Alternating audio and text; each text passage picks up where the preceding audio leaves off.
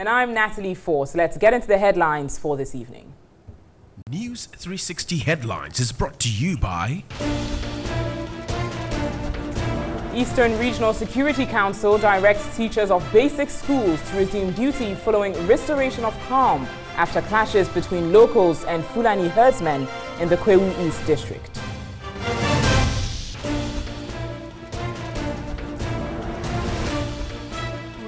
Also, 1 month after the atomic junction gas explosion, Ghana National Fire Service says it is under no obligation to release the report of the disaster to the public.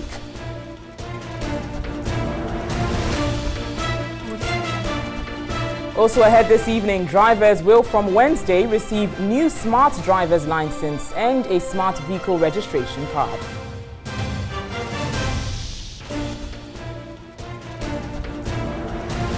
And in business this evening, Institute of Fiscal Studies urges government to focus on achieving budget surplus rather than a deficit ahead of the 2018 budget. And on the international front, the African Union has announced that up to 1,000 of its soldiers will leave Somalia by the end of this year.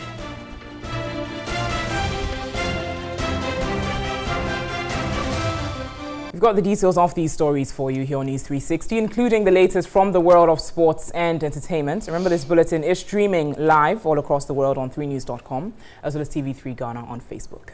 And our very first story this evening, commercial drivers who load passengers from the Atomic Junction gas explosion site will no longer conduct business from the area. This has come on the heels of recommendations by the La Nkwantana Assembly to government after the gas explosion. Meanwhile, traders have started mounting their wares at the site to commence business. Komla Kluche has the following report.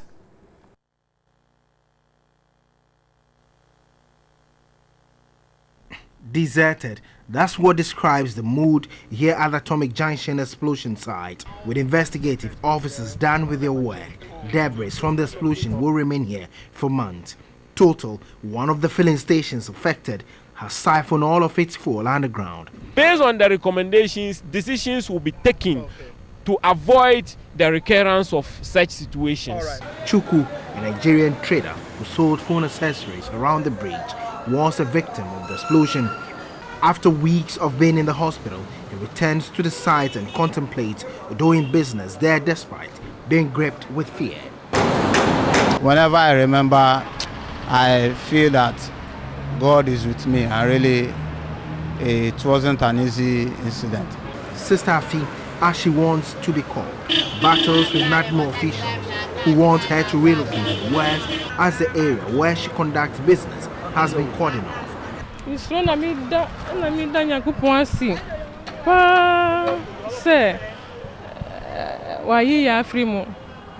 NADMO says he has set up a permanent office at the site and will ensure drivers no longer operate from the area. They themselves know that they are not coming here again. So we are looking for a nice place for them and we are working on it. 1 month on, the Ghana National Fire Service says it owes the public no obligation to make public report of the disaster.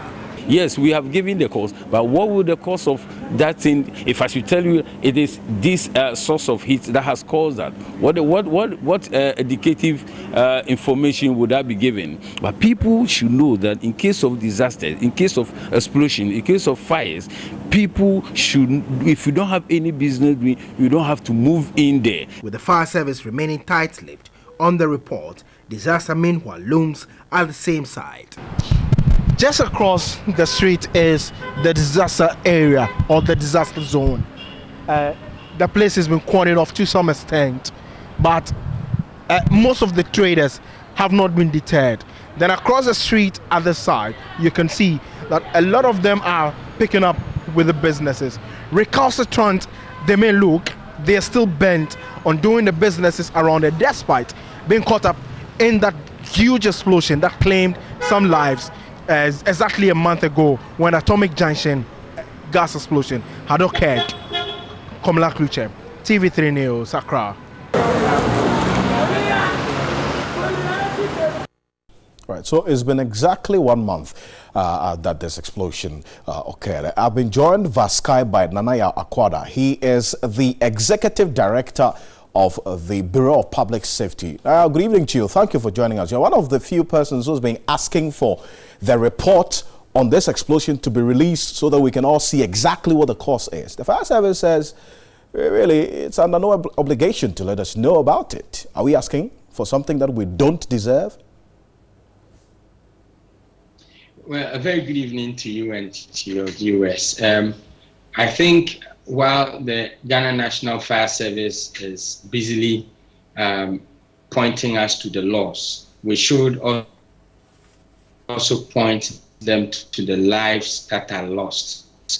We must to obligate them to make these or cause their superior institutions, their mother institutions, to publish these results. We should be pointing them to what is trending the whole world over, what the global practice is. We should be pointing them to 9/11 report, which is available online today for everyone to download and read and take steps. We should be pointing them to the safety practices and systems that we have in place at Kotoka International Airport and all other airports around the country as a result of 9/11 report, the government of America making 9/11 report available. It is important that we appreciate that the publication of these reports is not right. Okay. Right. Nanaya Kwada is the Executive Director of the Bureau of Public Safety. We seem to have a little hitch there on the connectivity. But yes, Nana, you're back. Absolute. We seem to be having a little problem with your connectivity. If you could just make it stable for me. Now, are we really serious about safety, or we appear to be serious anytime there is a disaster? That's when you have us running around and trying to do what should have been done to prevent it? Well, I'll tell you what, I have mostly refused to give blunt answers to issues of safety. But on this score, in that as a state, we've not demonstrated enough commitment to ensuring that issues like this do not recur. The full reports of such investigations must be made available for the public. The full report must be made available so that we can consume those reports, get to know which institutions is doing us in and which is not doing us in. I made reference earlier on in the day on your radio network that when you look at the 2015 ministerial report on the June 3rd incident, among the recommendations that were made was to strengthen the legal department of, if you like, the AMA, and also to sanction officers who, as it were, approve for buildings to be sited at waterways and other unapproved places. This recommendation in particular should not be coming 2 or so years after Malcolm. This recommendation should have been put in the Malcolm accident investigation report. So right. If it is coming back 2015, because the Malcolm incident largely centered on AMA, it largely centered on AMA and its activities. So I will be surprised that this recommendation will not be in the Malcolm report. And so if 2 years on, we are still getting committees making such recommendations in an right. The point, absolute. I get that point there, point well made. It's interesting that you actually make reference to Malcolm, because today is also exactly 5 years that the Malcolm disaster happened. And today is 1 month exactly that this whole gas explosion happened at the atomic junction as well. So it's really a day of reflection. Naya Kwada, I'm grateful, Naya, for your time this evening via Skype. He is the Executive Director of the Bureau of Public Safety, joining us via Skype.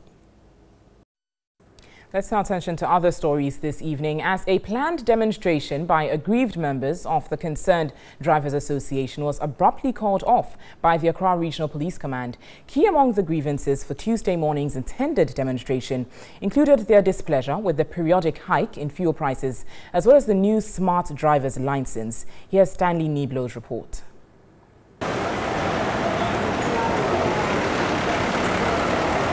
You have the freedom to walk, demonstrate, carry your placard.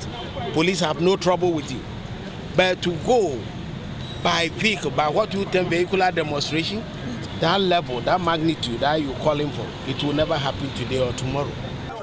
The drivers intended to drive vehicles in town to register their displeasure about the periodic increase in fuel prices and the charge for the new smart vehicle license introduced by the Driver and Vehicle Licensing Authority.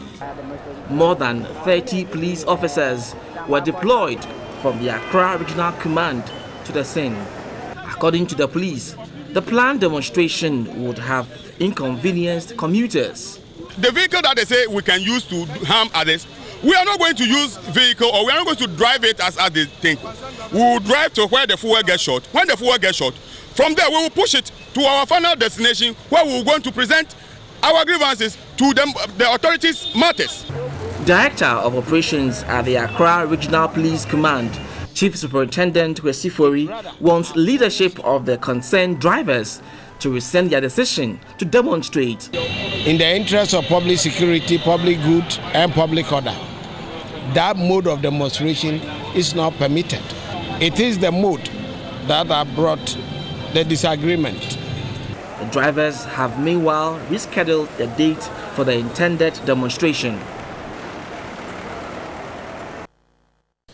Well, let's just stay with drivers because this time around they will from tomorrow receive a new smart driver's license and smart vehicle registration cards. A new initiative rolled out by the DVLA will eliminate the work of Goro boys and reduce turnaround time to register. Vice President Dr. Mahmoud Baumia has directed the DVLA to within 2 weeks issue the new cards to drivers.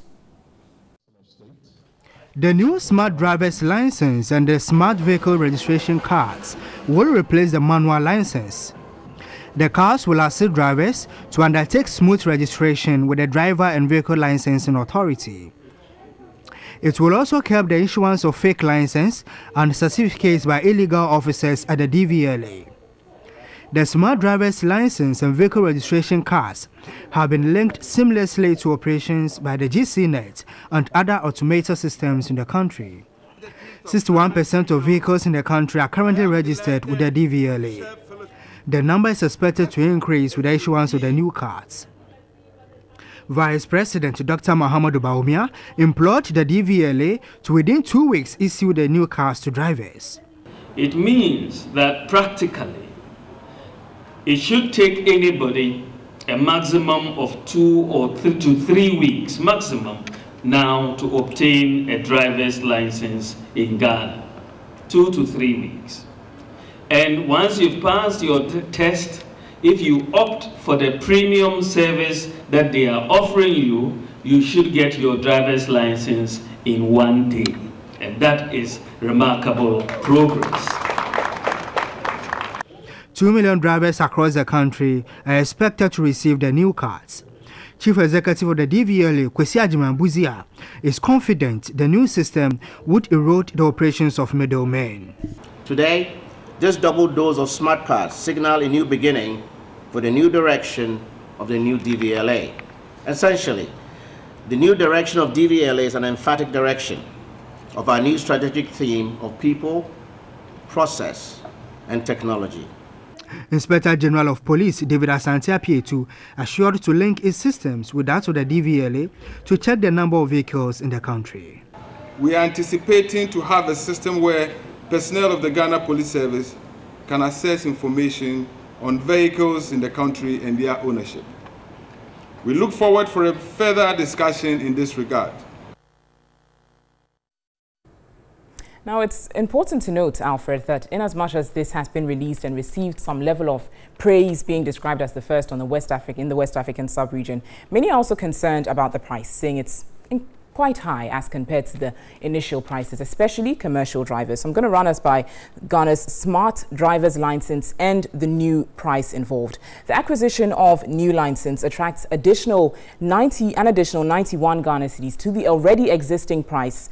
Now, the replacement of license is now going to be costing us 155 Ghana cedis, which adds up to the initial price of 64 Ghana cedis. So that's 64 Ghana cedis plus 91 Ghana cedis, making up 155 Ghana cedis. And if a new license, a totally fresh license, is being received, that's 257 Ghana cedis. Initially, what was 106 Ghana cedis, once again, receives an additional fee of 91 Ghana cedis, making it 257. And the transfer of foreign license to a Ghanaian license is 445 Ghana cedis, which is the initial cost of 364 plus 91 Ghana cedis. And so this just goes to express the fact that it is great, it is in line with having a smart economy, but many are concerned about the price, saying it's incredibly high, especially commercial drivers who have raised their concerns, as you saw earlier in the report. Alfred? Thank you, Natalie. Certainly, we're going to be spending a lot more time in the subsequent bulletins on this, addressing the questions and the issues that the Drivers and Vehicle Owners Association have raised about this. But human waste by residents of the Greater Accra region will in a few weeks' time be turned into fertilizer for crops. That is the focus of Sewage Systems Ghana Limited. It's a company managing Accra's human waste. In the first of two-part story, Evelyn Tengma reports the facility is enjoying a high patronage. For decades, the Kolegono area close to the Ghana National Fire Service Training School was nicknamed Lavender Hill, and that was because of the pungent smell that emanated from there. Human excreta was deposited into the sea, a situation that received a lot of concerns. The Environmental Protection Agency over the years attempted to stop the Accra Metropolitan Assembly from dumping such waste into the Korle Lagoon as Lavender Hill, but that was not successful. The EPA later took legal action against the AMA, but that also proved futile. Aquatic life in the Korle Lagoon had become dead as a result. In 2016, former President Mahama officially decommissioned the Lavender Hill and opened a new septic treatment plant being operated by Sewage Systems Ghana Limited. The old age pungent smell that used to hang in this area is no longer there. So now if you pass here or you pass by this place, you need not to cover your nose again as it used to be. But the only thing is that even though fecal matter is no longer dumped here, some residents have decided to use this place as their lavatory. And even where we are standing, if you don't take care, you might step on something unpleasant. The $80 million plant treats over 200 trucks of waste daily and 80% of the entire fecal waste generated in the Greater Accra region. There are currently 2 fecal treatment plants. This is one of the sites where fecal matter is brought in to be dislodged. As you can see what is happening currently, men are here dislodging, and that is the first port of call. The raw material is dumped there, and then it goes through several processes. And at the end of the day, we are told that fertilizer will be made out of it. Here, we were told about 45 to 50 trucks offload the human excreta on daily basis. Having gone through all the processes, the end result is to get organic fertilizer for agriculture. These containers extract liquid from the solid waste. This begins the process for fertilizer production. So, human waste in the next few months will soon be bagged and sold on the Ghanaian market as fertilizer. Evelyn Tengma, TV3 News. Well, it's a good step, but then being used as a lavatory is yet another problem that's building up. Absolutely, but then I think that this is something worth talking about. We should see it happen, effectively, ensure that at least we'll be able to make it happen. Yes. But on to other news this evening. President Akufo-Addo has promised to ensure the even distribution of state resources to promote development. The president was speaking to the Standing Committee of the Upper East Regional House of Chiefs, who called on him at the Flagstaff House. The Upper East Regional House of Chiefs was at the presidency to reciprocate a visit made by the president to the region a few months ago. We recall measures which were devised to curb wanton felling and cutting of rosewood in the Upper East region by the Ministry of Lands and Forestry. And recently, the decision of the Forestry Commission to employ over 23,000 youth to engage in tree planting across the country. Roads and Highways Minister Kwesi Amoakwata and the Minister of Health Kweku Agyeman-Manu, who joined the meeting at the instance of the President, also made contributions. We have awarded over 20 kilometers of roads for asphalt overlay.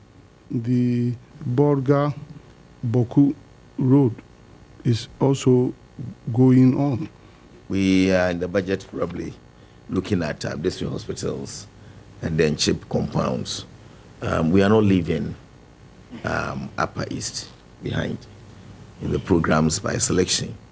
We wouldn't have much money to do all across the country in the next 3 or 4 years, but we are distributing them such that each region will have some semblance of some of the things that the president is pushing us to do. President Akufo-Addo assured the chiefs of his administration's resolve to ensure development across the country. They inherited an empty treasury, so we're now trying to build up the treasury. And that means that at this stage, a lot of the thing has to be priorities. We prioritize the things that have to be done immediately, and then others in the course of time.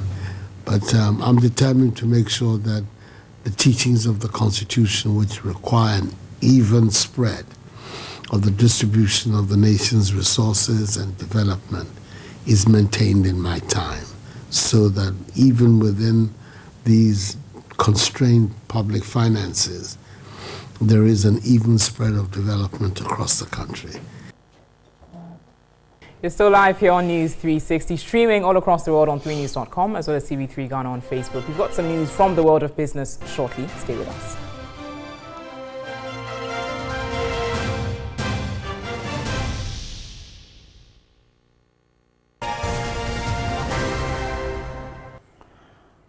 You're still watching News 360. Good evening to you, and thanks for staying with us. Time for business. My name is Nanekia Mensah Brampa, and gradually we're counting down to the 2018 budget reading. And the Institute for Fiscal Studies is asking government to shift its focus from distributing money to the various sectors of the economy to generating revenue and avoiding borrowing. Key expectation of the Institute is having a budget surplus rather than a deficit ahead of the 2018 budget reading.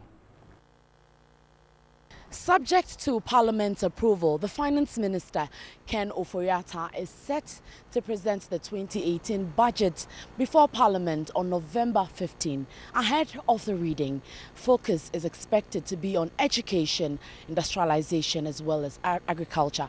We understand that there will be some fiscal reforms that could also lead to some tax cuts. But really, what are stakeholders looking at ahead of the budget reading? If we are able to grow the agriculture sector and the manufacturing sector and then add the oil to it, I'm sure Ghana will be heading towards some positive economic growth for higher income.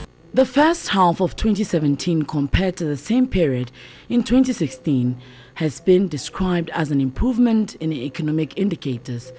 Despite a drop in inflation rate, interest rates remain high, with the economy still import dependent.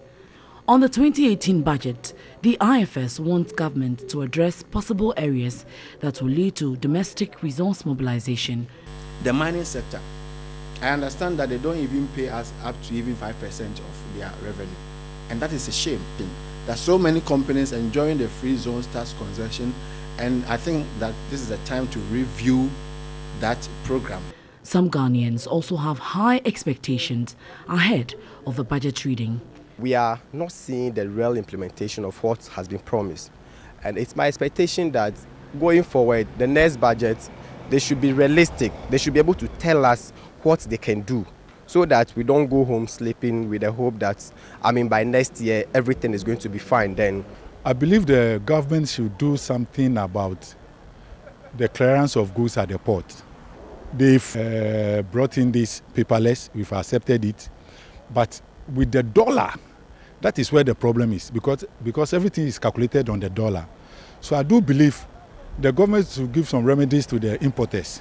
Meanwhile, the Ghana Revenue Authority has hinted it may target over 40 billion cedis revenue generation in the 2018 budget to boost government's revenue base.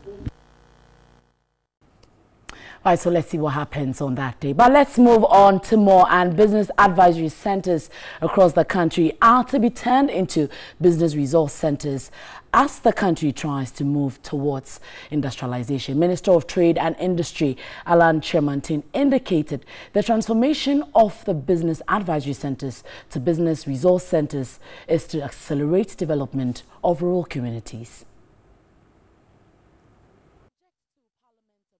The Finance Minister, Ken Ofori-Atta, is set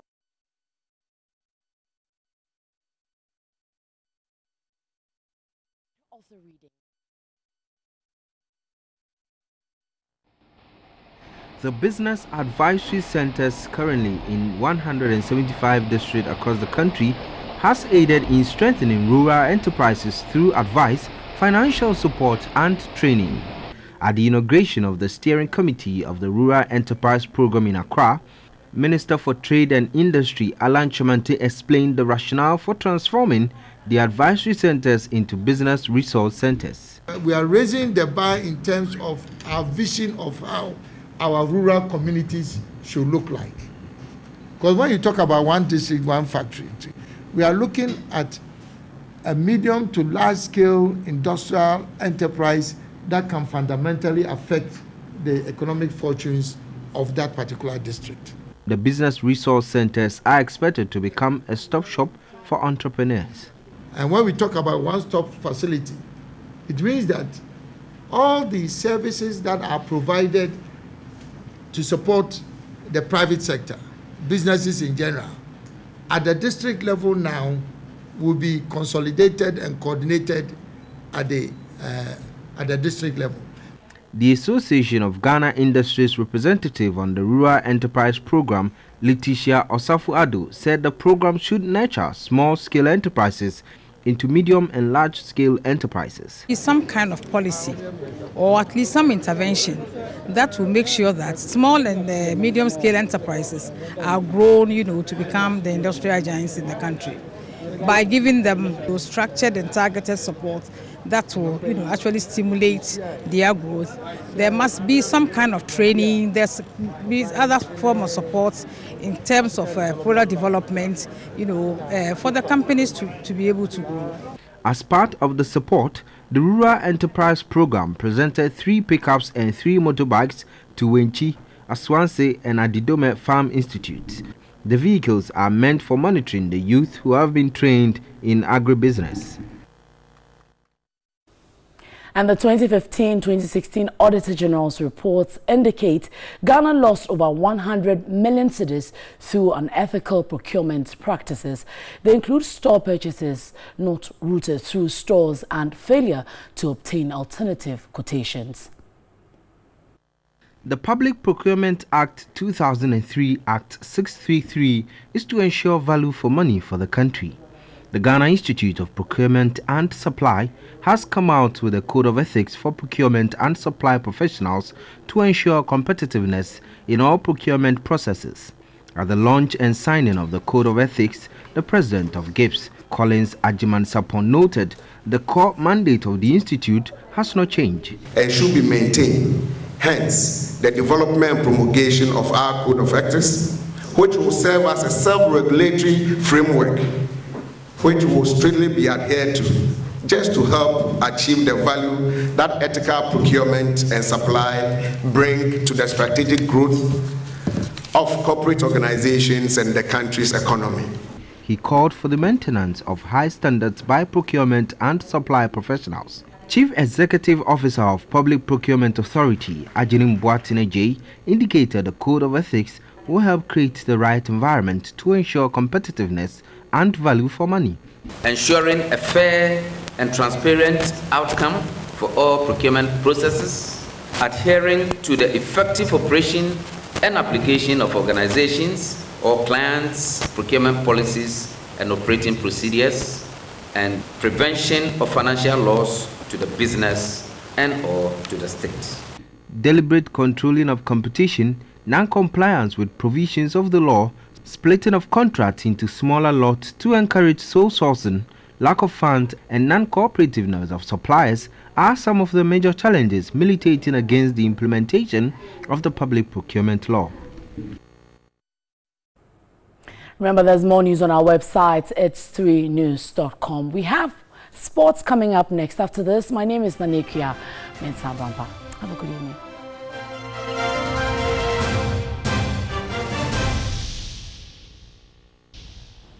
Welcome back to News 360. In more news this evening, the Regional Security Council has asked teachers of basic schools to resume duty following clashes between locals and Fulani herdsmen in the Kwewu East district of the Eastern region. Chairman of the council, who is also the Eastern Regional Minister, Eric Kwache Dafo, gave the directive after a meeting with chiefs and stakeholders at Djerebiase.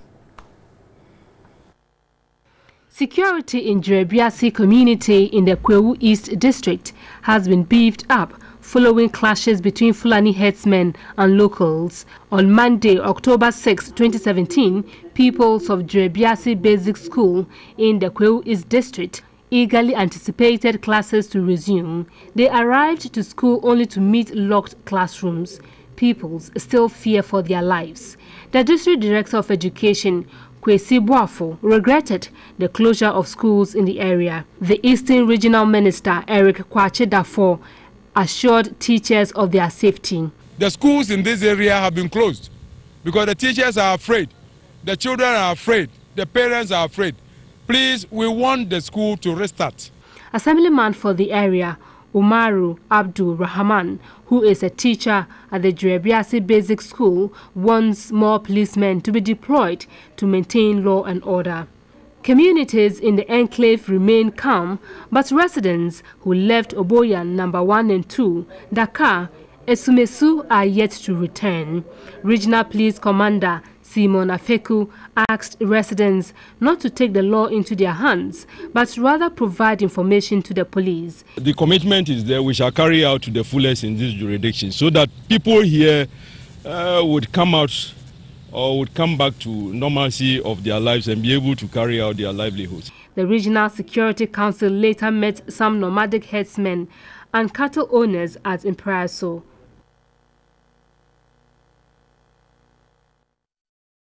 Former Commissioner of the Commission on Human Rights and Administrative Justice, Justice Francis Emil Short, says the establishment of the Office of Special Prosecutor is rather narrow in focus. He is of the opinion that efforts directed at fighting corruption must be preventive in nature and not only prosecutorial. He spoke on 20 by 20. It should be an independent institution, not under the Attorney General. So the present government campaigned on a platform of fighting corruption and has centered its strategy on the establishment of the Office of Special Prosecutor. Will that help? Well, it might help, but I think it's a narrow conception. Why? Because, you know, the fight against corruption, as I said, involves so many different components. Unless you can get people to change their attitudes towards corruption, to understand how we are shooting ourselves in the foot by tolerating corruption, and how much we are losing as a nation by tolerating corruption, unless you can get the general citizenry to accept that corruption should be the exception and not the norm, then we will not go anywhere. But how do so we do prevention is better than cure. When you talk about prosecuting people who are implicated in corruption, you are dealing with addressing the problem after it has happened, you know. But there are so many people who are engaging in corruption, but they are not caught. You know, and so you need to look at the the opportunities, the loopholes which facilitate corruption, and plug all of them so that, you know, corruption doesn't occur. Let's look at your assessment of Ghana's media. I mean, particularly from the Fourth, Republic. What's your assessment of the media? Yeah, well, the media has done pretty well. We have a very vibrant media. The media landscape is very encouraging. Well, I hope that you will continue in the same progressive vein that you have demonstrated over the years. I was invited to the last exhibition you had about your new studios, yes. and so on, and that was quite impressive, and as I said, your whole setup and the professionalism of your staff is quite impressive, and you are a notch ahead of some of the other stations. I'm not going to mention the other stations, but you are definitely a notch ahead of some of the other TV stations, and I think you have every reason to celebrate your 20 years, and I wish you all the best in your future endeavors. So let's get into Justice Emishort's life a little bit. Tell us about your childhood. Well, I attended St. Augustine's Secondary School. Okay. I was there for 7 years, from Form 1 to Upper 6,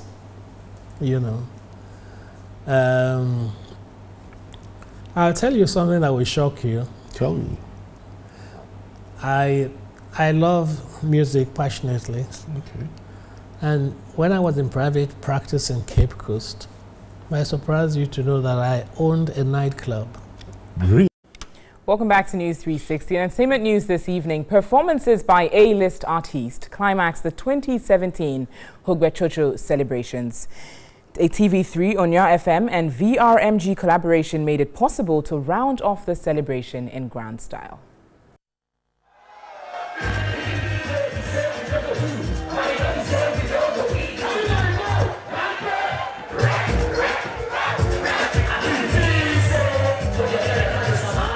The streets of Keta came alive when the festival's train of TV3 and Onya FM stopped over for the annual Hogbechocho Festival. In collaboration with VRMG and Riviera Consult, the concert was put together to entertain natives as part of the celebrations marking the festival.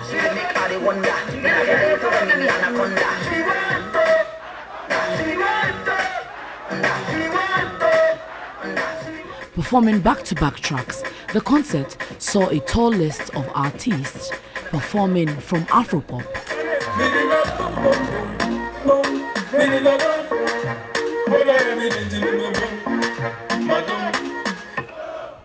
to dancehall,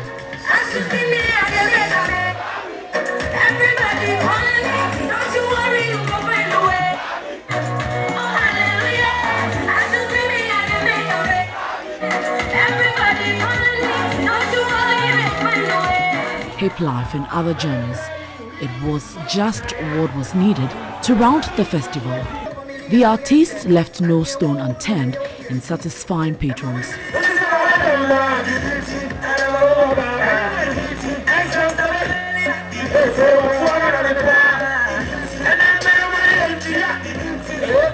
The concert, which took off at about 8 p.m., came to a close at dawn.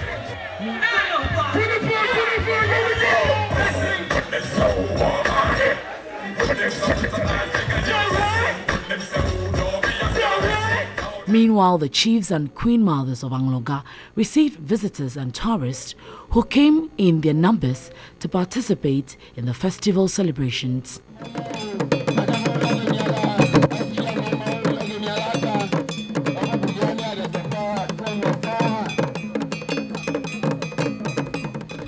The festival, instituted 4 decades ago, is held on the first Saturday of November every year to trash out disputes, reunite families and purify ceremonial stools.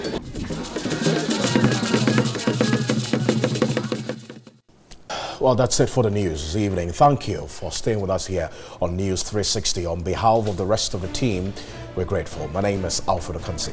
And I'm Natalie Fort. We've got more news on our website, that's 3news.com, and news at 10 later this evening will simulcast on our sister station, 3FM 92.7. Next is Tashan. Have a lovely evening.